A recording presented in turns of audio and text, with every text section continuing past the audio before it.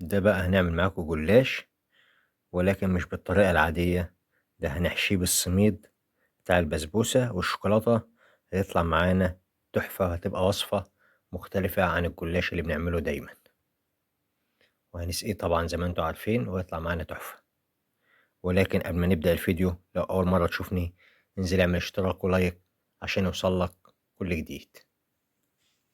وصفة الجلاش ديت هتعجبكم جدا يا جماعة، يا ريت تجربوها. هنحتاج معانا أول حاجة لفة من الجلاش، تقريبا 500 جرام يعني نص كيلو. هي لفة واحدة بس اللي هنحتاجها، وهنقصها على مقاس الصينية بتاعتنا. طبعا القص اللي احنا بنقصه ده اللي هنطلعه منه، طبعا ده مش هنرميه، هنشتغل بيه. هنحتاج معانا كوباية من الحليب، عليهم 4 معالق من السميد، وعليهم نضيف 4 معالق من السكر. يعني كوباية من الحليب، 4 معالق سميد، 4 معالق سكر. هندوب ده كله مع بعضه كويس قبل ما نحطه على النار. وبعد كده أي نوع شوكولاتة عندنا، أو نص قالب شوكولاتة. وممكن نعمل الوصفة من غير الشوكولاتة عادي، ولكن أنا كنت حابب إن أنا أجربها بالشوكولاتة وأشوف هتطلع طعمها عامل إزاي. طلعت معايا تحفة. وهنا على النار أول ما تغلي معايا هيبقى ده القوام بتاعها. أول ما هنسيبها مفيش دقيقتين بالظبط هتبرد، هتلاقي القوام بتاعها تقيل معايا. هحتاج معايا في الوصفة ديت 3 معالق من السمنة البلدي أو السمنة العادية. وهنا هقسم اللفة بتاعتي لنصين. هحط النص الأولاني، وهاخد تقريبا حوالي نص معلقة من السمنة أدهن بيهم. مش هنحتاج سمنة كتير عشان الوصفة بتاعتنا برضه ما تبقاش وصفة غالية علينا.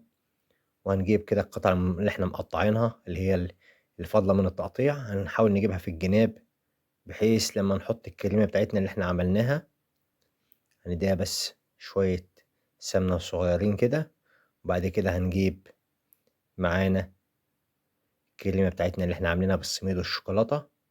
شايفين شدت ازاي مع انها لسه سخنة. نحاول نفرد الكمية بتاعتي كده في المنتصف، هنسيب بس الايه، حتة صغيرة كده في نهاية الطاسة.